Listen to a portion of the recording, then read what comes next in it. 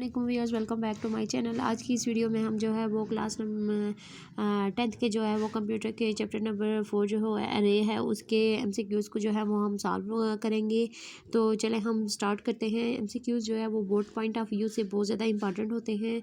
अगर चूँकि एक एमसीक्यूज़ भी अगर ठीक हो जाए तो देखें एक नंबर मिल जाता है, और एक एमसीक्यूज़ अगर गलत हो जाए तो पूरा एक नंबर जो है वो कट जाता है। इसलिए एमसीक्यूज़ जो है बहुत इंपॉर्टेंट होते हैं। जब भी आप क्वेश्चन को रीड आउट करें, टॉपिक को रीड आउट करें, पूरे चैप्टर को रीड आउट करें, तो आप उसको अच्छे से रीड आउट क्या करें, और जो इंपॉर्टेंट आपको लाइंस लगे तो उसको आप जो है वो मार्क आउट कर लिया करें, क्योंकि ज़्यादातर जो एमसीक्यूज़ हैं वो वहाँ से ही आ रहे होते हैं। तो वहाँ से उन्होंने मोर एमसीक्यूज़ भी बनाए होते हैं। टेक्स्ट बुक की एमसीक्यूज़, टेक्स्ट बुक्स के जो लास्ट पे, चैप्टर के लास्ट पे जो एमसीक्यूज़ दिए होते हैं उनमें से कम ही एमसीक्यूज़ आते हैं, ज़्यादा एमसीक्यूज़ जो है वो चैप्टर के अंदर से ही आते हैं। इसलिए हम मोर एमसीक्यूज़ को भी सॉल्व कर लेते हैं। तो चलिए हम स्टार्ट करते हैं। सबसे पहला एमसीक्यूज़ है, what is the first element of an array having 4 rows and 3 column. कि हमारे पास एक अरे है, उसकी 4 रोज़ हैं और 3 कॉलम्स हैं, तो बताएं कि उसका फर्स्ट एलिमेंट क्या होगा।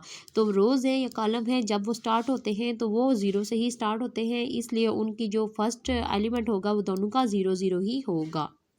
A variable that holds a large group of similar type of data, एक ऐसा वेरिएबल जो कि बहुत बड़ी तादाद में सिमिलर एक तरह के डेटा को जो क्या कर होता है, होल्ड कर होता है, तो उसको क्या कहलाते हैं, उसको एरे कहते हैं। डिमेंशन ए है 15 will reverse how many location, के एक डिमेंशन ए है 15 है, अगर उसको रिवर्स किया जाए तो उसमें कितनी लोकेशन होंगे, तो उसमें 16 होंगी, क्योंकि 15 नंबर पूरे और एक ज़ीरो भी होता है, चूँकि 0 से स्टार्ट होता है, तो इसलिए वो 16 लोकेशन हो जाएंगी। There are dash type of array, तो एरे की कितनी टाइप्स होती हैं, एरे की 2 टाइप्स होती हैं, तो इसलिए इसका ट्रू ऑप्शन 2 होगा। The index of each element in array is, एक एलिमेंट है और उसका इंडेक्स जो है वो क्या होता है, हर एलिमेंट में, हर एरे में जो एलिमेंट होता है उसका जो इंडेक्स होता है वो यूनिक होता है, एक दूसरे से मुख्तलिफ होता है। हर इंडेक्स जो है वो अपना एक यूनिक होता है, एक मुनफरिद होता है। अगर वो सेम हो जाए तो एरे जो है वो नहीं आगे जो है एग्जीक्यूट नहीं होता।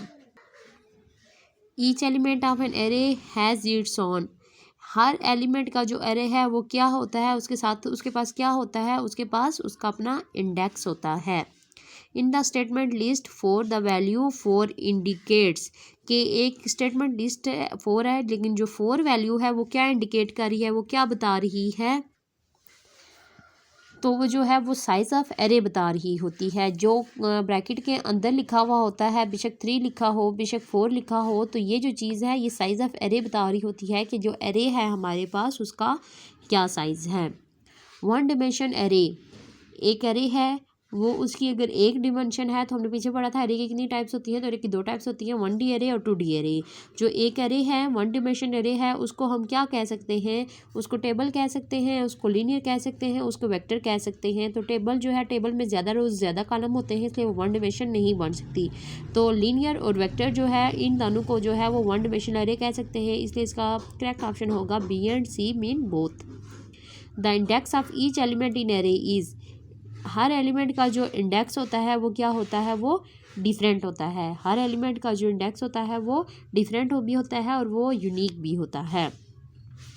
1 dimensional array is also known as, देखें ऊपर भी उन्होंने कहा था कि 1D एरे को क्या कहा जाता है, लीनियर या वेक्टर, तो हमने कहा था लीनियर और वेक्टर दोनों कहा जाता है। तो वापस आ गया कि 1 डिमेंशनल एरे को हम क्या कह सकते हैं, तो 1 डिमेंशनल एरे को हम जो है वो वेक्टर एरे कहा सकते हैं। ऊपर भी हमने वेक्टर कहा था, तो यहाँ पर भी हमारा होगा vector array.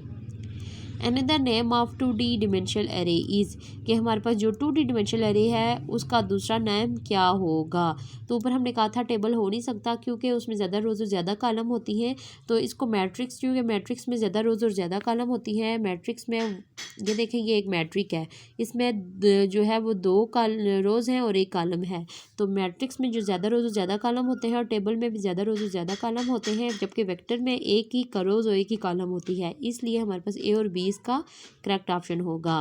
The statement dimensional P 6 and 5 reverse how many location, अगर हमारे पास स्टेटमेंट है डिमेंशनल पी है, उसमें 6 और 5 जो है रिवर्स एरे हैं, तो उसमें लोकेशन कितनी होगी, तो उसकी लोकेशन जो है वो 30 होगी।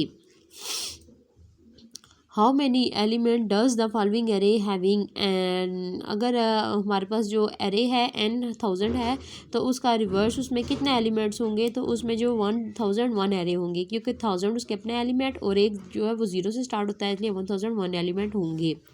विच array consist of 4 rows and 3 columns. कौन सा एरे जो जिसके 4 कॉलम और 3 रो होते हैं, तो वो 3/2 होगा, क्योंकि 3 पूरे और एक 0, इसलिए 2 पूरे और एक 0, इसलिए ये 3 बन जाएगा और ये 4 बन जाएगा। Which statement is use to declare large element array having more than 10 element. तो हमारे पास जो है वो कौन सा ऐसा स्टेटमेंट है जो कि लार्ज एलिमेंट को डिक्लेयर करता है जबकि 10 से ज़्यादा एलिमेंट हों। तो हमारे पास डिमेंशनल एरे जो है वो ऐसा एलिमेंट है जो कि लार्ज एलिमेंट एरे को डिक्लेयर कर रहा होता है। तो ये थे हमारे MCQs। उम्मीद है आपको समझ आ गए होंगे। वीडियो अच्छी लगी है वीडियो को लाइक करें और चैनल को सब्सक्राइब करें। Thank you.